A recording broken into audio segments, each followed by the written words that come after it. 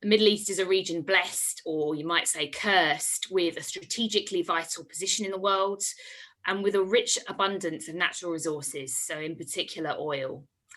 And the signature divide and rule strategy of British imperialism, along with its supreme colonial arrogance, has really left a lasting legacy in Israel-Palestine. So 3 years ago, we marked the centenary of the Balfour Declaration. And through this, British imperialism essentially pledged the same relatively small piece of land to two different peoples. The declaration promised the creation of a homeland for Jews in Palestine. It also pledged to protect the rights of the non-Jewish population in the region. And that's quite a strange way of putting it, really, when you consider that at the time of that declaration, Jewish people made up only about 12% of the population of historic Palestine. Nonetheless, the aspiration for a Jewish homeland had some basis. Jews had suffered centuries of persecution, were used as the scapegoat of choice for the European ruling class, including the British ruling class, for hundreds of years. The early 20th century had seen anti-Jewish pogroms sweep across Eastern Europe.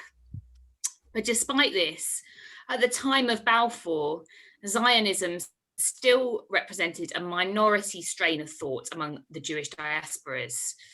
The majority of Jewish people, especially Jewish workers, looked to the labour movement and to socialist ideas, not to Zionism, as offering a potential solution to the scourge of anti-Semitism. Indeed, working class Jews were very deeply embedded within the labour movements of the various countries within which they lived. And people of a Jewish background had provided some of our movement's most prominent and heroic leaders, Trotsky or Luxemburg, for example. And early Zionism was really a kind of utopian strand of thought. Theodor Herzl, who was the person who first elaborated the idea of a Jewish homeland, was somewhat ambivalent about where it would be located. Nevertheless, a consensus developed among the emerging Zionist movement, which was very diverse in terms of its politics. A significant part of it saw itself as socialist. A consensus really developed that such a home should be built in the land of Palestine. Now, Zionism was correctly understood by many in the socialist movement as problematic, not least in the way that it essentially made concessions to the anti-Jewish sentiments promoted by much of the European ruling class at the time, providing a kind of mirror image for some of them. It was an idea that could be easily manipulated to suit the anti-Semitic narrative of Jews being foreigners in their own lands, for example. But a seismic shift took place in terms of the consciousness of the Jewish working class on this issue, which changed Zionism from being a minority fringe movement to being something more significant, and perhaps even to being supported by the majority, though by no means all Jews worldwide. And it was the intensification of the persecution of the Jewish people, the rise of fascism, and the horrific industrialized slaughter that saw 6 million Jewish people and 5 million non-Jewish people murdered in the Holocaust. And the impact of that on consciousness, but also the practical necessity for many Jewish people to emigrate, the lack of options that existed in terms of where they could go, with the US limiting Jewish immigration, for example. All of that contributed to this very, very profound change which took place. And late on in his life, Trotsky wrote about this question. He argued that despite his clear criticism of Zionist ideology, he acknowledged that the huge ratcheting up of the persecution faced by Jews meant that the labour movement shouldn't rule out, on the basis of socialism, support for the creation of some form of Jewish homeland. But he was also very clear that should an attempt be made to create such a state in a land that was already occupied, such as Palestine, then this would be a blood trap. And that was a perspective that sadly, I think, has been proved correct. So by coincidence, We're meeting today on the 29th of November, and this is a date which marks the anniversary of the 1947 UN Resolution 181, which recommended the partition of Palestine as the basis for the ending of the British mandate there.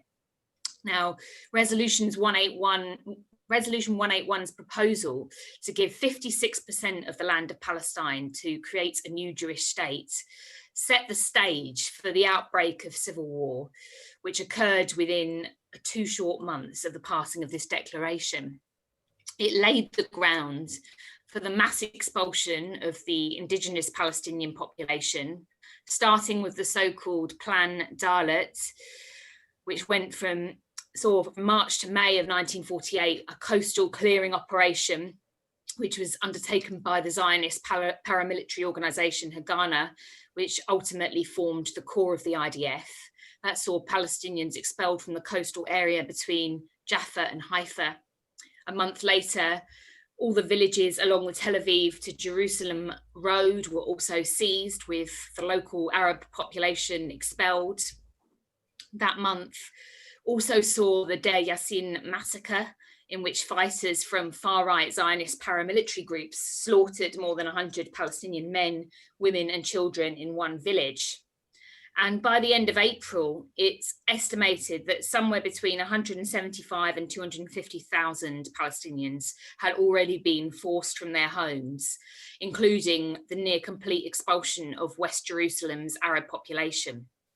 And this marked the start of a process of ethnic cleansing, really, which by the time of its culmination in 1949 had seen up to 2/3 of the Palestinian population, roughly 700,000 people, expelled from their homes and from their lands, with 75% of historic Palestine then forming the basis for a unilaterally declared Israeli state. And the Palestinians were left and remain to this day stateless. The West Bank was controlled by Jordan, Gaza by Egypt, and more than 700,000, as I said, were forced to flee, most becoming refugees in neighbouring Lebanon, Syria and Jordan. And less than 20 years later, the 1967 Six-Day War saw Israel seize control of both the West Bank and the Gaza Strip. Israel seized Gaza and the Sinai Peninsula from Egypt. It seized the West Bank, including East Jerusalem, from Jordan, and the Golan Heights from Syria. And obviously, I don't have time to elaborate on the history of all the wars, the flare-ups that have taken place in the 53 years that have passed since then. But I do think it is important for us to discuss and to point out that these decades of brutal oppression and occupation have not taken place for want of determination to resist on the part of the Palestinian masses. The question is, what strategy has been applied by the various factions that claim to be Palestinian leadership? Why have these strategies so far failed the people of Palestine? And crucially, what approach should socialists take to this seemingly insoluble conflict? It's no coincidence that the Palestinian Liberation Organization was launched in 1964. That was at the same time as burgeoning resistance to imperialist occupation was growing across much of the Arab world. And like the other national liberation movements that grew up at this time, the influence of Stalinism was a very important factor in what took place. Its bureaucratic degeneration, the Stalinist degeneration that had taken place, and in particular, the Stalinist 2 stages theory, which argued in the colonial world for democratic revolution to establish bourgeois democracy, with socialist aspirations being relegated to some distant second stage. And these ideas were very damaging. And while the PLO has many times enjoyed popular support among the Palestinians, it's never based itself on mass democratic grassroots participation. Its leadership's strategy began with armed attacks by secretive guerrilla groups, as opposed to mass action by the working class and peasantry. And this evolved into a position of attempting to form diplomatic alliances with corrupt Arab regimes of the region, and using this as a basis to negotiate with the various imperialist powers. And so it's really been in spite of misleadership that working class and poor Palestinians have heroically struggled for many decades. Time and time again, it has been shown that it is mass action on the streets, not guerrilla type struggle or individual terrorism, which has been the most successful at forcing the Israeli regime back and winning concessions. The first Intifada was not instigated by the official leadership of the Palestinians. It burst forth from below in 1987, releasing the pent-up anger at brutal occupation that existed. And it took the PLO's leadership in exile by surprise. The Oslo Accords, which came as the movement became increasingly exhausted due to its inability to defeat the Israeli ruling class, were accepted by the PLO. And this left them in charge of the Palestinian Authority.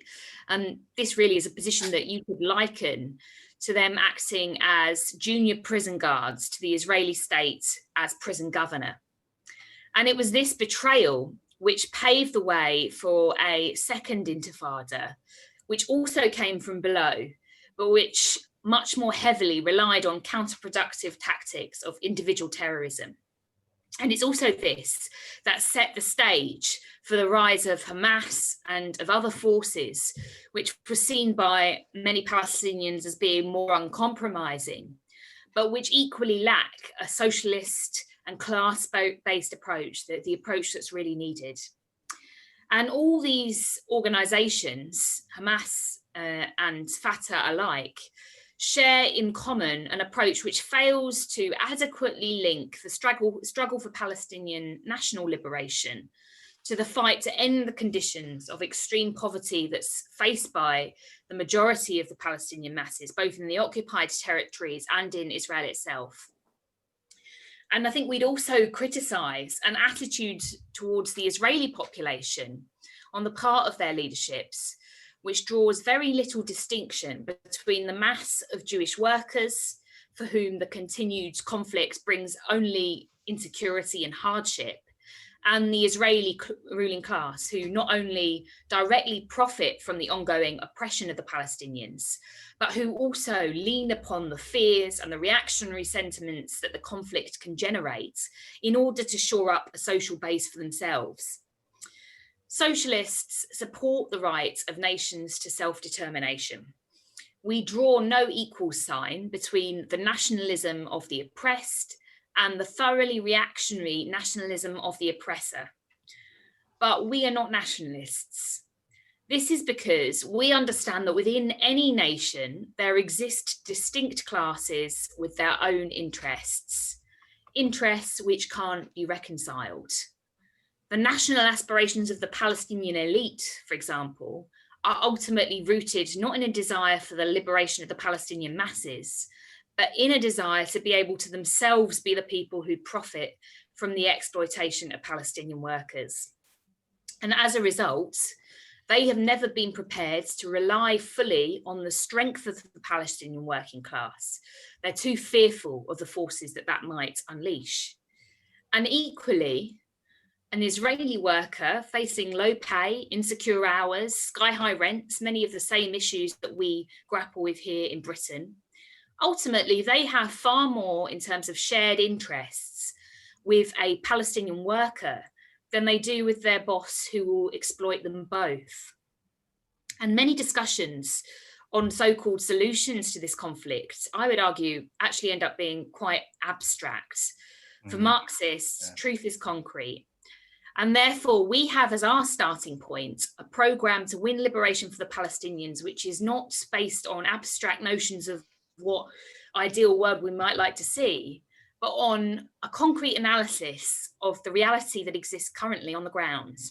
And any serious approach clearly needs to take account of the Israeli Jewish population. And while it may have been correct to argue against the creation of Israel in the 1940s, we have to be realistic that this is now an established fact. There is now clearly an Israeli nation with a shared language, with a continuous territory, and with a shared national consciousness. And Israel is an almighty military power. It's backed by an even stronger one, the US. Any attempt to defeat the Israeli state through military conquest would not only result in a bloodbath, it would likely be defeated.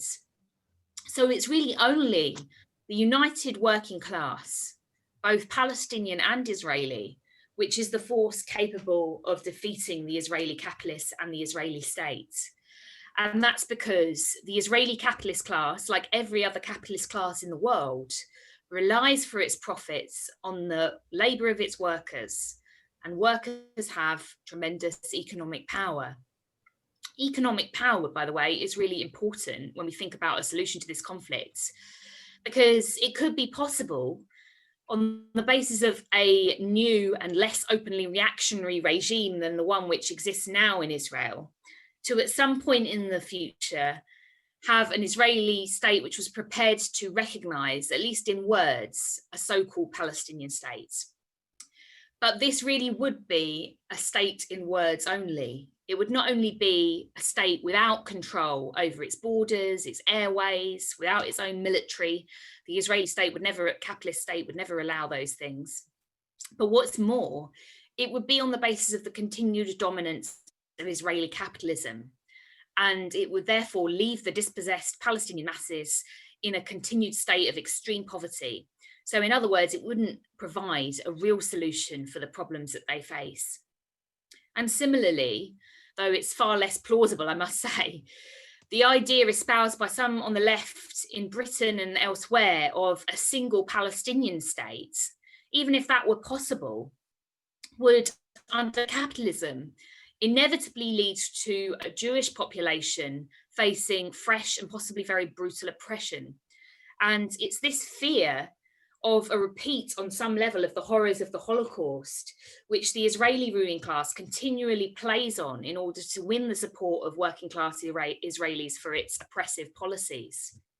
So our task as socialists is therefore to advance a programme which can win the support of the masses, both Palestinian and Israeli, and point a way out of the conflict. That programme must, out of necessity, recognise the historic injustice faced by the Palestinians and support their right to self-determination. It must point a way out of the poverty felt most acutely by the Palestinians, but also faced by the Israeli masses. And we therefore call for a socialist Palestine alongside a socialist Israel, in which the major monopolies are owned publicly and controlled democratically by working class people, and in which the rights of minorities on both sides are guaranteed. And further to this, we see this as necessarily being part of a struggle for change across the region and the fight for a free, voluntary and democratic socialist confederation of the Middle East. And we argue that that would lay the basis for the development of a real trust on both sides, for the return of Palestinian refugees based on mutual negotiation, and for the foundation of a lasting peace and freedom from oppression for all the people of Israel-Palestine.